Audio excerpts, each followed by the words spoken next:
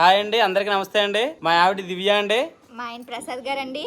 ఈ రోజు ఏంటంటే మా చిన్నోడు మొన్నటి నుంచి స్కూల్కి వెళ్ళినప్పుడల్లా అండి చిల్లర తిండి అడుగుతూ ఉంటాడండి. అయితే మొన్న మూంగ్ దాల్ ప్యాకెట్లు ఉంటాయి కదండి, కొట్టుకాడ పెసరపప్పు ఉంటుంది కదా, అది ప్యాకెట్లు కొన్నానండి 2. అవి మొత్తం తినేసి నాకు ఇంకా కావాలి, రోజు ఇలాంటివే కావాలి, ఎక్కువ కావాలా అంటున్నాడండి. అయితే సరే బుజ్జి, ఇంకా ప్యాకెట్లు అవి కొంటాం ఎందుకు, అందులో మహా అయితే ఇంకోండి ప్యాకెట్ ఉంటుంది కానీ ఇన్ని పప్పులు ఉంటాయండి, బోల్ రేటు. అందులోనూ కూడా మనకి కొంచెం ఇంట్లో న్యాచురల్గా చేసుకున్నది వేరు కదండి. అందుకని మా ఆవిడని అడిగాను, బుజ్జి మనకి పెసలు తెస్తాను, పెసరపప్పు నువ్వు అలాగే దానిలో చేయొచ్చు కానీ మూంగ్ దాల్లాగంటే సరే తీసుకుని నేను చేస్తాను అయితే నేను చెప్పిందండి.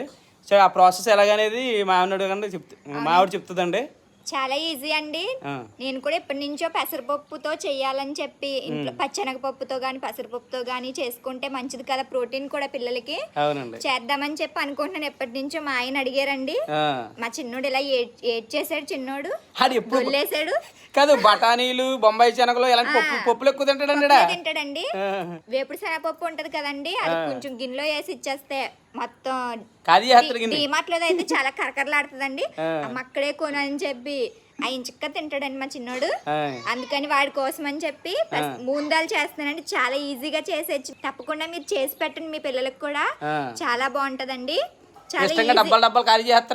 చాలా ఈజీ ప్రాసెస్ కూడా అండి.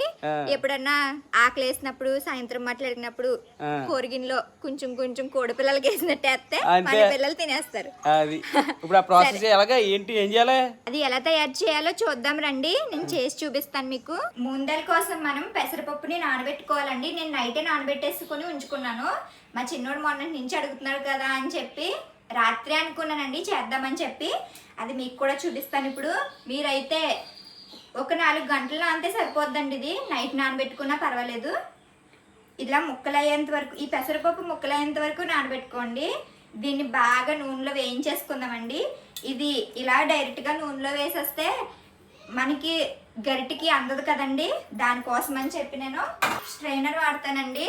ఈ జాలీ గరిటతో నేను దీంట్లో వేసుకొని, జాలీ గరిటలో వేసుకొని పెసరపప్పుని ఇలా నూనెలో పెట్టుకొని వేయించుకుంటానండి. మీరు కూడా ఒకవేళ ఇది ఉంటే అలా వేయించుకోండి, లేకపోతే బెజ్జాల బుట్ట ఉంటుంది కదండి, దాంట్లో వేసన్నా మీరు వేయించుకోవచ్చు. చాలా ఈజీ అండి, ఇది చాలా తొందరగా అయిపోతుంది కూడా ఈ రెసిపీ. మన పిల్లలు ఇంచక్క ఆనందంగా మళ్ళీ చేయమ్మా అని కూడా అంటారు. అస్తమాను కొట్ల దగ్గరికి వెళ్ళి కొనలేం కదండి, ఇలా ఇంట్లో చేసి పెట్టేసుకుంటే బాగుంటది. ఆయిల్ వేసేస్తున్నావా అమ్ములు? వేసేస్తున్నానమ్మా. అమ్ములు స్ట్రైనర్ ములగాలి కదా, జాలీ గడ్డ ములగాలి కదండి, దానికోసం నేను 1 లీటర్ వరకు ఆయిల్ వేసేసుకుంటున్నాను. ఎందుకంటే నాది పెద్ద మూకుడు కదా, అందుకని మీరు చిన్న మూకుడులో కూడా వేయించుకోవచ్చు తక్కువ నూనెలో. వెంటనే పడేయకండి, ఇలా నిలబెట్టండి. ఆయిల్ కిందకంటే వచ్చి మళ్ళీ అలా చేస్తే మళ్ళీ ఆయిల్ వస్తుంది. అబ్బా, అలా ఎన్నిసార్లు వస్తుందండి? 2 times అండి, 2 times. గొప్ప చెప్పు, చాలా ఆదా చేస్తాం ఇప్పుడు. నేనైతే పడేనండి, మీరు ఎలా ఏం చేస్తున్నారో తెలియదు నాకు. కొంతమంది ఇలా పెట్టేసి ఉంచేస్తారు క్యాన్ లో, వెళ్ళిపోద్దేమో అనుకుంటారు కానీ కొంచెం ఇది చదురుకొని ఇక్కడ వరకు వచ్చి మళ్ళీ ఇలా వేయగానే పడిపోతుంది. ఈ నూనె బాగా మరిగించేసుకుందామండి. అందులో మనం జాలి గరిటలోకి కొంచెం పెసరపప్పుని తీసుకుందామండి. పెసరపప్పు కొంచెం చిన్నది కూడా ఉంటదండి, కాకపోతే మూంగ్ దాల్ మనకి ఇంత సైజ్ లోనే ఉంటది కదండి పెద్ద పెసరపప్పులో. నేను ఈ పెద్ద పెసరపప్పుని తీసుకున్నానండి. ఎక్కువ వేసుకోకూడదండి, కొంచెం కొంచెం వేసుకొని వేయించుకోవాలండి. ఇలా ఒక పొడవాటి స్పూన్ తీసుకొని వేయించుకుందాం. ఇప్పుడు నువ్వు లేకుండా అయిపోతున్నా అక్కడ, నువ్వు ఇంకా మరగట్లేదండి, అక్కడ అయిపోతున్నావా?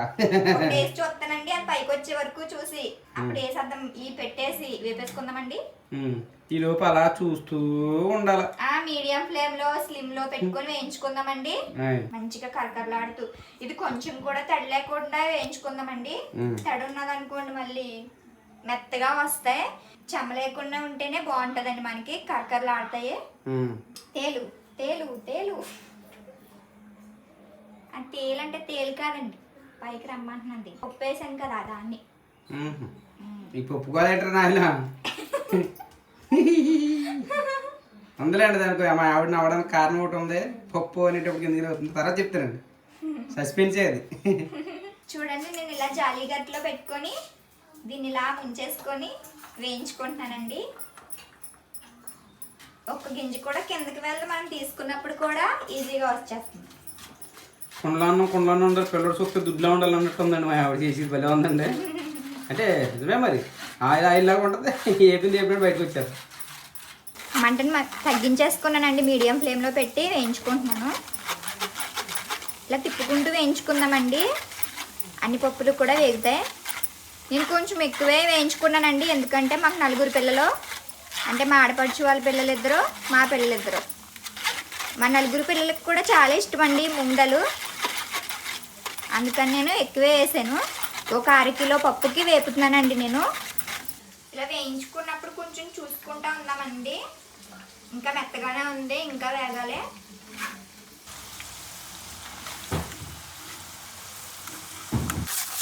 ఒక వాయి వేగిపోయినాయండి. ఇలాగే అన్నిటిని కూడా వేయించేసుకుందాం. క్రిస్పీగా కరకరలాడుతూ వచ్చినాయండి.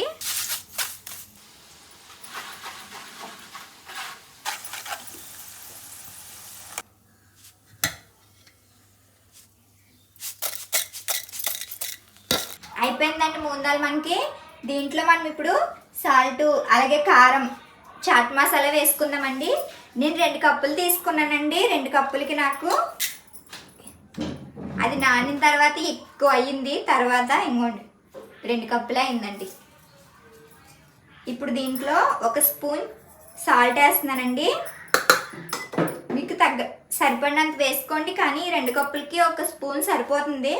అలాగే ఒక 1/2 స్పూన్ కారం వేసుకుంటున్నాను. ఓన్లీ సాల్టే వేసుకోవచ్చండి, ఇలా కూడా తినేయచ్చు, కానీ నేను కొంచెం కారం, ఒక 1/2 స్పూన్ చాట్ మసాలా వేస్తున్నానండి. వేసి బాగా కలుపుకుందాం. ఇలా వేడి మీద ఉన్నప్పుడే సాల్ట్, కారం, చాట్ మసాలా వేసేసుకోండి. ఈ సాల్ట్ వేడికి కరిగి మొత్తం అన్ని పప్పులకి పడుతుందండి. అయిపోయిందండి, మన పిల్లలకి ఎంతో ఇష్టమైన మూంగ్ దాల్ రెడీ అయిపోయింది. ఇది బాగా చల్లారిన తర్వాత ఒక డబ్బాలో వేసేసుకుంటే మన పిల్లలు అడిగినప్పుడల్లా మనం పెట్టుకోవచ్చండి.